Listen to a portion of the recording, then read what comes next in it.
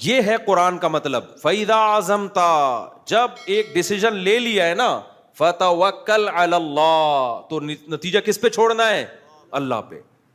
یہ توکل کی کمی ہے, اللہ پہ اعتماد ہی نہیں ہے بھائی. جب فیصلہ کر لیا تمام پہلوؤں سے, ایسی کی تیسی, دیکھا جائے گا کیا ہوگا بھائی, دیکھ لیں گے یار, اللہ ہے نا, اللہ بھی تو کچھ کرے گا, سارا خود ہی کرنا ہے, کیا خیال ہے؟ اللہ بھی تو اللہ کے لیے کر رہے ہو نا ایک کام, تو کچھ اللہ پہ چھوڑو یار. صبر کی توفیق بھی اللہ کی طرف سے ملتی ہے. دیکھو ابو سعید خدری رضی اللہ تعالیٰ عنہ چھوٹے بچے تھے, غزوہ احد جس کا بھی واقعہ چل رہا ہے, ان کے خاندان کے سارے مرد اس غزوہ میں شہید ہو گئے, باپ بھی شہید, بھائی بھی شہید. اب کمانے والا گھر میں کوئی بھی نہیں بچا, گھر میں فاقے آنا شروع ہو گئے. تو ان کی والدہ نے کہا کہ بھائی سب جا کے نبی سے پیسے مانگ رہے ہیں صدقے کے, آپ بھی جا کے مانگو, اور یہ نبی کے حکم پہ ہی ہوا ہے نا سب کچھ. تو جو بھی آتے کہ بھئی ہمارے بھائی شہید ہو گئے, ہمارے باپ شہید ہو گئے, گھر میں فاقے پڑ رہے ہیں, تو آپ صلی اللہ علیہ وسلم ان کو صدقے کے پیسے دے دیتے کہ چلو جی تم لو. لیکن جن کے بارے میں نبی سمجھتے تھے نا کہ ان میں خوب توکل ہے, ان کو نبی نے نہیں دیے. جب ابو سعید خدری چھوٹے بچے تھے, یہ نبی کے پاس آئے اور کہا کہ یا رسول اللہ گھر میں فاقے ہیں, میرے بھائی بھی شہید. یار دیکھو جس لیڈر کے کہنے پہ شہید ہوئے ہیں, اگر آج کسی کے کہنے پر آپ کا باپ آپ کا بھائی شہید ہو جائے اور آپ اس کے پاس جاؤ اور پیسے مانگو, اور وہ جواب میں یہ کہے جو نبی نے کہا, میں یتصبر یصبرہ اللہ, جو اللہ سے صبر مانگتا ہے اللہ اس کو صبر دیتا ہے. میں یستعفف یعفہ اللہ, جو مخلوق کے سامنے ہاتھ نہیں پھیلانا چاہتا, یعنی میں بھی اللہ کی مخلوق ہوں, جو چاہتا ہے کہ میرے ہاتھ صرف اللہ کے سامنے اٹھیں تو اللہ اس کا خیال کرتا ہے, وہ مخلوق کے سامنے اس کو ہاتھ پھیلانے نہیں دیتا. یہ نہیں کہا کہ مت مانگو, صاف منع نہیں کیا, اشارہ کر دیا کہ ابو سعید تم پہ یہ چیز سوٹ نہیں کرتی, تم تو اونچے خاندان کے ہو, تمہارے اندر توکل ہے. دیکھو کیا نبوت کی, یعنی آپ صلی اللہ علیہ وسلم کی تربیت کا انداز دیکھو نا. آپ یہ بھی تو کہہ سکتے تھے کہ اے ابو سعید مجھ سے مت مانگو, یہ بھی نہیں کہا, کیونکہ بہت بڑی آزمائش ہو جاتی پھر ابو سعید کے لیے کہ بھئی نبی نے صاف منع کر دیا ہے. اصول ضابطہ بیان کر دیا, اس کے بعد مطلب اب اگر مانگنا چاہتے ہو تو میں تمہیں دے دوں گا. اصول ضابطے میں اشارہ کر دیا کہ مجھے تمہارا مانگنا پسند نہیں آیا. مانگ بھی کس سے رہے؟ نبی سے بھائی, لیکن ہے تو مخلوق نا, تو نبی سے مانگنے کو بھی نبی پسند نہیں کر رہے, بھائی کس سے مانگو. اور ابو سعید خدری کا ایمان کا لیول دیکھو آپ. میں کہتا ہوں آج میرا کوئی لیڈر ہو جس کے لیے میں اپنا سب کچھ کٹا دوں, اور میں دیکھ رہا ہوں کہ وہ سب کو پیسے بھی دے رہا ہے اور مجھے ٹکا, یعنی یوں ہمارے لحاظ سے وہ ٹکا سا جواب ہو, ہم کم ظرف لوگ ہیں نا, ہمارے لحاظ سے وہ ہمیں جواب دے دے اور کہے کہ صبر کرو اللہ کھلائے گا, صبر کرو اللہ پلائے گا, تو میرے کیا جذبات ہوں گے؟ میں کہوں گا جاؤ بھائی, آج سے آپ کی جماعت کو ہم نے چھوڑ دیا, سب کو دے رہے ہو, قربانی ہمارے گھر والوں نے سب سے زیادہ دی ہے, فاقے پڑ رہے ہیں, میری ایک ماں وہ بیوہ ہو گئی اور ہم یتیم ہو گئے, باپ بھی شہید, بھائی بھی شہید, کوئی بچا نہیں ہے, اور ہمیں مشورے اللہ سے مانگو اللہ سے ہوتا ہے, اور ان کو بھی دے دیا ان کو بھی دے دیا. لیکن ابو سعید خدری کا حوصلہ دیکھو یار, قربانیاں دے کے یہ حوصلہ, اور ایسے خدا کی قسم یہ نبوت کے نبی صلی اللہ علیہ وسلم کے نبی ہونے کی بہت بڑی دلیل ہے. یہ 100% کسی کی نبوت پہ یقین ہوتا ہے نا, تو پھر انسان اس موقع پر نصیحت پر عمل کرتا ہے کہ یہ جو کہہ رہے ہیں اپنی طرف سے نہیں بلکہ اللہ کی طرف سے. اتنی قربانیاں دینے کے بعد آپ مجھے بتاؤ, میں آپ سے قربانیاں دلواؤں اپنے کسی ویژن کا حصہ بنا کے, اور میں لوگوں کو پھر پیسے بھی بانٹ رہا ہوں, آپ میرے پاس آؤ آپ کو میں صبر کی تلقین کروں, کیا گزرے گی آپ کے دل پہ نا, قیامت گزرے گی.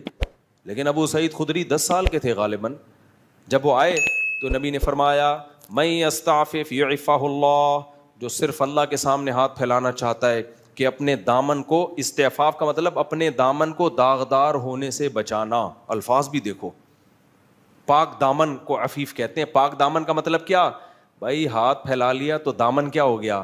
داغدار. ساری زندگی کے لیے, اب اس دن تو مانگ رہا تھا نا. اتنی بڑی عیب ہے, اتنا بڑا عیب ہے کسی کے سامنے ہاتھ پھیلانا.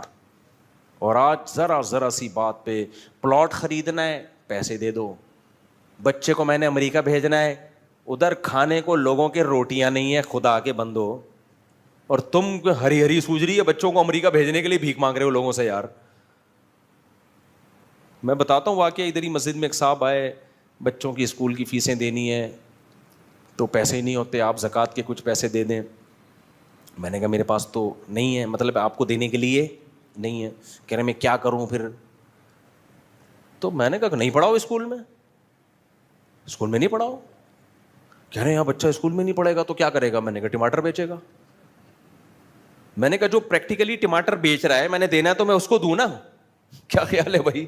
ابھی تیرا تو امکان ہے کہ پتہ نہیں ٹماٹر بیچے گا بھی کہ نہیں بیچے گا, ہو سکتا ہے کل اللہ اسباب کے دروازے کھول دے. میں نے کہا بھائی کوئی بیماری خطرناک آ گئی ہو, مر رہا ہو بندہ, یا خدا نخواستہ کوئی کھانے پینے کے لالے پڑے ہوئے ہوں تو سمجھ میں آتا ہے, ادروائز یہ نہیں آتا. اور اس طرح جب آپ کسی کو دو گے نا, میں نے دنیا میں دیکھا ہے میرے بھائی, جس نے ایک دفعہ مانگ لیا نا اس کو منگتا ہی بنا رہے گا موت. پھر اللہ کی نظر ایسی ہٹتی ہے, اللہ کہتا ہے بس تو اب مانگ, بھکاری بن کے زندگی گزار, اس کے کبھی ضرورتیں پوری نہیں ہوتی. مر جائے گا کفن بھی ادھار لے کے جائے گا. اگلا کہے گا کم بخت نے جو کفن پہنے وسیم کے پیسوں سے ہے, یہ اس کے پیسے بھی ادھار ہیں, ایسا چلے گا وہ. ہاں دوست احباب جن میں آپس میں بے تکلفی ہو, مانگتے ہوئے ذلت محسوس نہیں ہو رہی, ان میں ادھار یہ سب چیزیں بھیک نہیں کہلاتی. یہ چیزیں بھیک بے تکلفی ہوتی ہے نا. جیسے آپ ہوٹل میں گئے, جیب میں پیسے نہیں, ابے یار تو دے دے یار کل میں دے دوں, یہ چیزیں بھیک میں نہیں آتی ہیں. بھیک کا مطلب ہے آپ کو خود محسوس ہو رہا ہوتا ہے کہ میں کسی کے احسان کے نیچے دب رہا ہوں, احسان کے نیچے دب رہا ہوں. ہاں آپ مالدار ہیں, آپ کو پتا ہے ابھی میری سیلری نہیں آئی ہے, اگلے مہینے آ جائے گی, تو اپنے ہی جیسے کسی مالدار سے کہہ دینا یار تھوڑا پیسے دے دوں گا. اپنے دوست جس سے بے تکلفی ہو, وہ تو چلتا ہے سوسائٹی میں نا. یہاں بھی علماء نے لکھا ہے کہ اگر کسی مالدار کو وقتی طور پہ پیسوں کی ضرورت ہے نا تو غریب سے مانگے. وہ یہ علماء نے ایک تکبر ختم کرنے کا نسخہ لکھا ہے. وہ کس سے مانگے؟ اس کو پتا ہے میں پیسے تو دے دوں گا, میری سیلری آتی ہے ہر مہینے, میرے لیے فار ایگزامپل 50,000 ہے, یہ دینا کوئی مشکل کام نہیں ہے.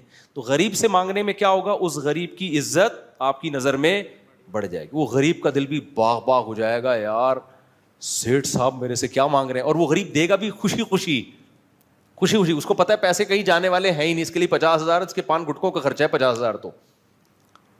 تو علماء نے لکھا, ہم نے مدرسوں میں دیکھتے تھے کہ ہمارے مدرسوں میں کچھ مالدار طلبہ تھے, بڑے مستغنی, ان کو کبھی ضرورت ہوتی غریب طلبہ سے مانگ رہے ہوتے تھے. تو وہ غریب خوش کے نا اپنی جیب خرچی بچا کے کہہ رہا اچھا یار ہم سے لو, یہ ہمارا کیا بنے گا ریلیشن.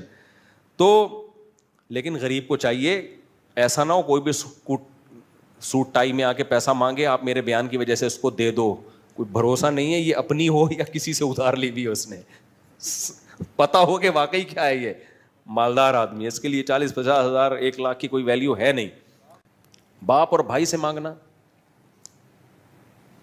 باپ اور بھائی سے مانگنا, بھائی وہ باپ سے بے تکلفی اور بھائی سے اگر بے تکلفی ہے تو پھر ایک جیسے بے تکلفی والے معاملات, باپ تو باپ ہے نا, وہ تو ساری زندگی مانگتا ہی رہتا ہے انسان, اس سے مانگنے میں کوئی حرج نہیں ہے. لیکن اس کو اتھارٹی دو کہ چاہے تو پیسے دے چاہے تو تھپڑ دے, اس کی مرضی ہے. تو باپ سے مانگنے میں کوئی حرج نہیں ہے.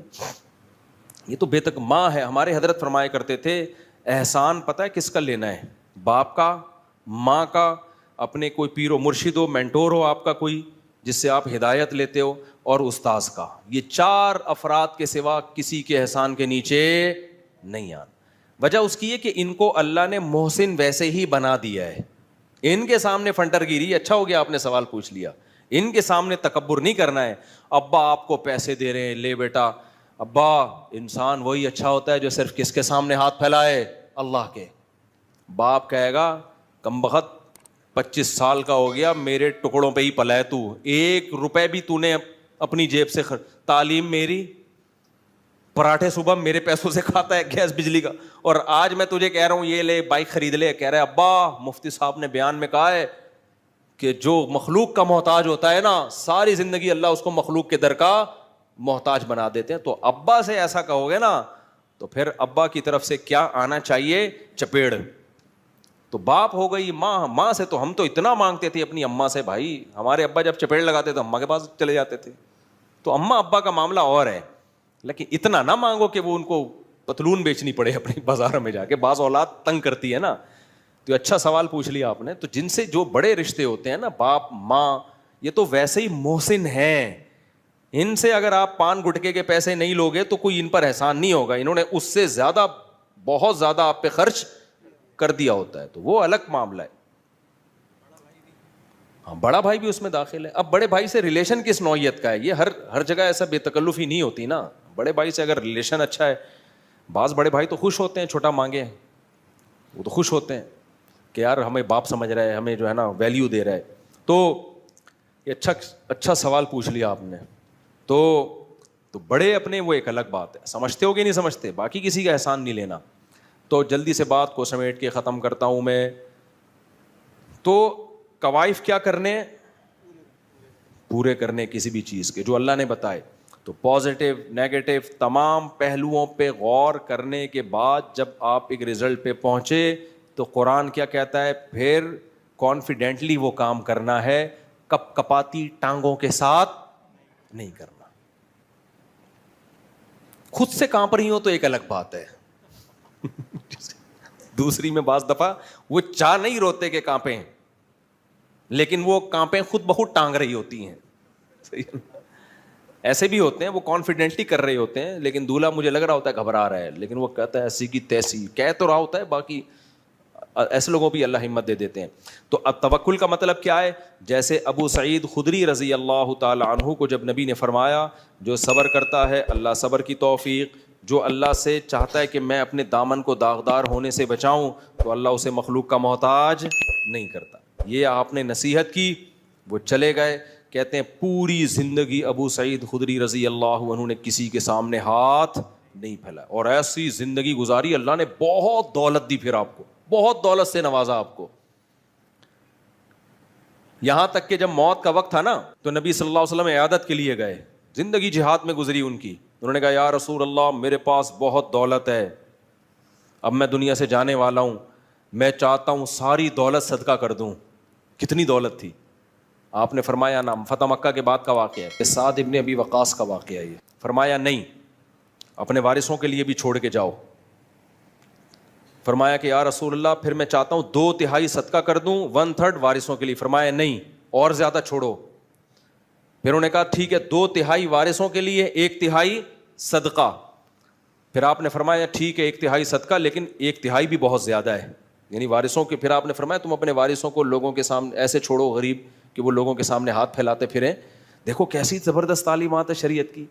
تو بھائی آپ پہلے اپنے کوائف پورے کریں, اولاد کو اپنے پاؤں پہ کھڑا کرنے کے, اس کو آپ ایک تعلیم اچھی دیں, اگر گنجائش ہے تعلیم اچھی دیں, اس کے لیے وراثت کا بھی انتظام کریں, چھوڑ کے جائیں. تو نبی نے فرمایا تم اپنی اولاد کو لوگوں کے سامنے ایسے چھوڑ کے جاؤ کہ ننگے پاؤں ننگے سر پھریں اور لوگوں کے سامنے بھیک مانگیں. اس سے بہتر نہیں ہے کہ ان کو تم اتنا مال دے کے جاؤ کہ استغنا کے ساتھ زندگی گزاریں.